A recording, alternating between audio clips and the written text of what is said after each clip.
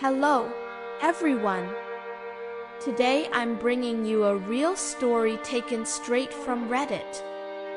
The names were changed for privacy, but everything else happened exactly the way you're about to hear. So leave a like, subscribe to the channel, and tell us in the comments what you would have done in his place. Because this story is going to hit you in a way you won't expect. Let's beg. My name is Kelvin. I'm 38 years old, and this is the part of my life I never imagined having to write down. The names in this story were changed for privacy, but everything else is real. I grew up without a father. My biological father walked out to buy cigarettes when I was 5 and never came back. My mother did the impossible to raise me alone. She left me the only inheritance I ever truly needed. Her auto shop. My safe place. My world. The last piece of her I still had. When I was in my early 20s, I met Karen. She was beautiful, spontaneous, fun, intense.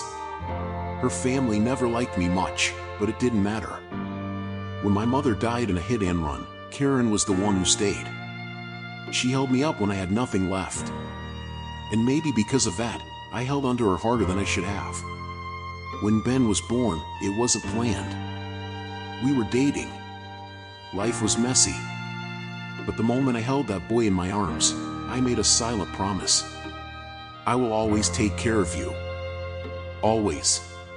2 years later, our daughter was born. Elizabeth. Everyone calls her Lily. Ben and Lily are the best thing I have ever done in my life. Every time I looked at them, that promise came back stronger. The first years of our marriage were good. Simple. But good. The kind of everyday happiness people take for granted. Messy breakfasts. Kids running around. Silly laughs. Small arguments. Quick forgiveness. I didn't need anything more than that. But after about 7 years of marriage, things started to change. Slowly at first. So slowly it looked like stress. Karen started getting irritated. With me. With the kids. With everything. She started dressing up too much for simple things. New perfume. Makeup every day. Nails always done. Different clothes. Gym. Pilates. Salon. I thought she was just taking care of herself. I thought it was good for her. And I encouraged it. I stayed with the kids, cooked dinner, took them everywhere. I thought I was being a good husband. Meanwhile, I was carrying everything. Ben's soccer. Lily's ballet.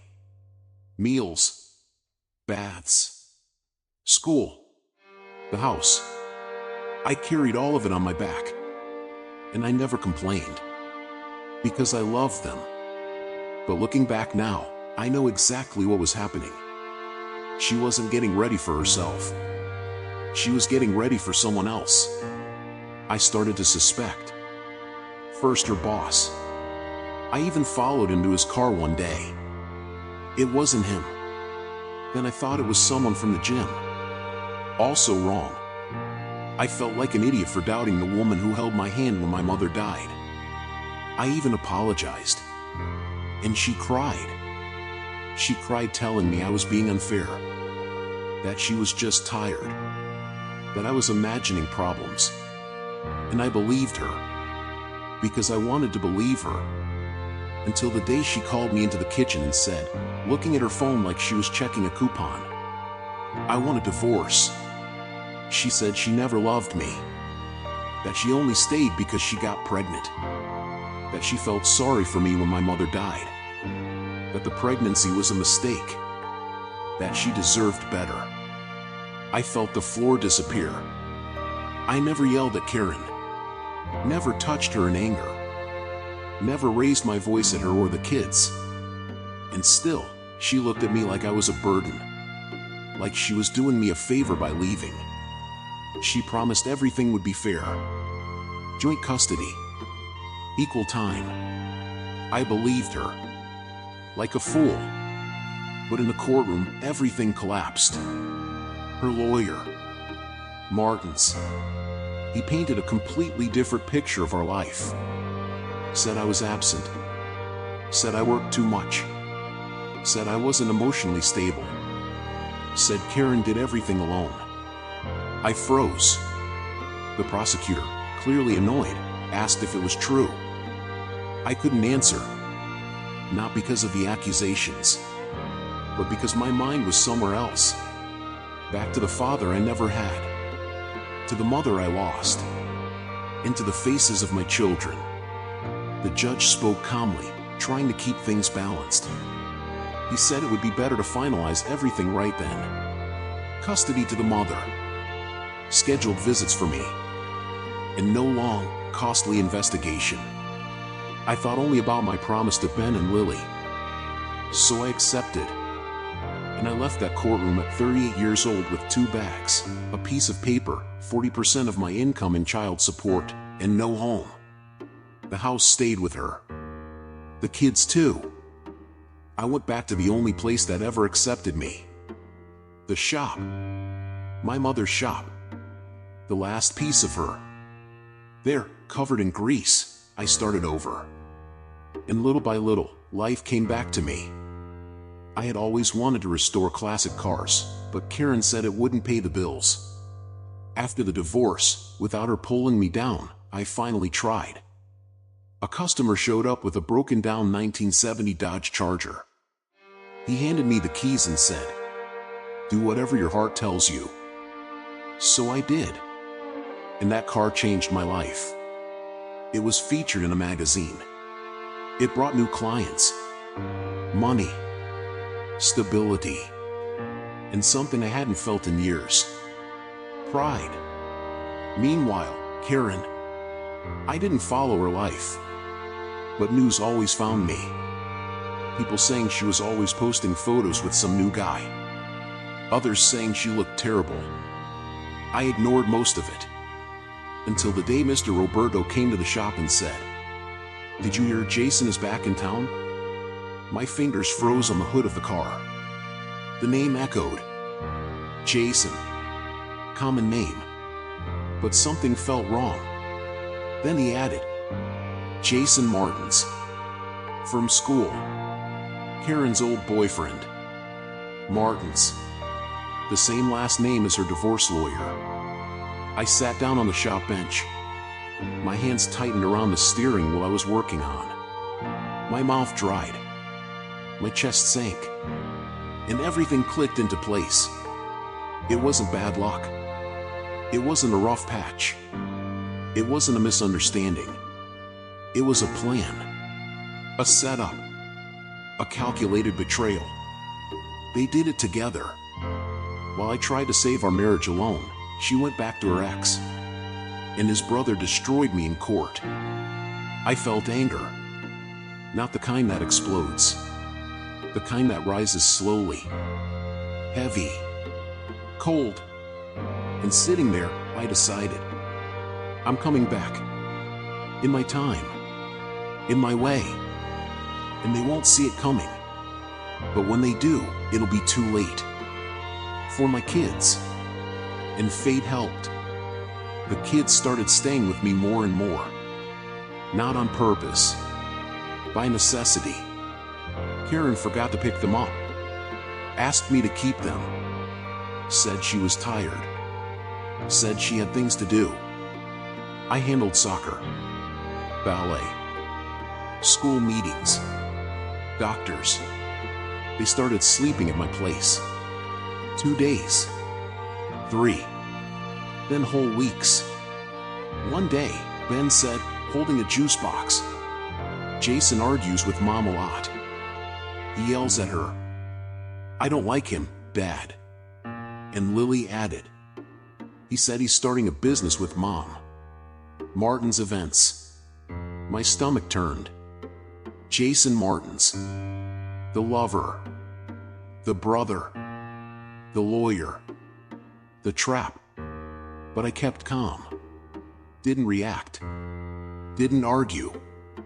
I just listened and kept doing what I was already doing. Taking care of my kids, keeping records, organizing everything, every message, every date, every detail. Then came the night that changed everything. Ben called me, his voice shaking. Dad, come get us. Mom is not okay. 10 minutes later, I was at her door. Karen was on the kitchen floor, shaking, crying. She looked at me like she was drowning, and she said, "They need you. I can't do this anymore. I never wanted to take the kids from you. This was Jason's idea. He wanted the house and the support money. You were always better than me. I'm sorry. I took my kids with me that night, and they never lived with her again." That week was the first time in years that I smiled for real. The shop became our home. They played around in the grease, laughed at my dirty jumpsuit, held the flashlight while I worked, and I felt peace. A peace I hadn't felt since childhood. And that's where the story ends. Me, my kids, safe, and the promise I made the day they were born finally kept. I will always take care of you. Thank you for reading. I never expected this story to get so many comments. Thank you for every single one. And for those who asked if I got custody, I decided to share the update. And even I was surprised by the ending. 2 months after that night, we had a new hearing. I presented everything. Messages, calls, records, dates, school reports, all the quiet witnesses of our daily life. Custody was officially transferred to me. The support payments were removed. When I left the courthouse, Karen stopped me. Eyes red, hands shaking. She gave me an envelope. She said, "I saved the support money and put it in a fund for the kids. You manage it. I don't want to make any more mistakes." I didn't know what to say. I didn't forgive her. I didn't hug her. But I accepted it. Because this was never about us. It was about them. And one last thing. Jason's brother, the lawyer, he reached out to me later. But that is a story for another day.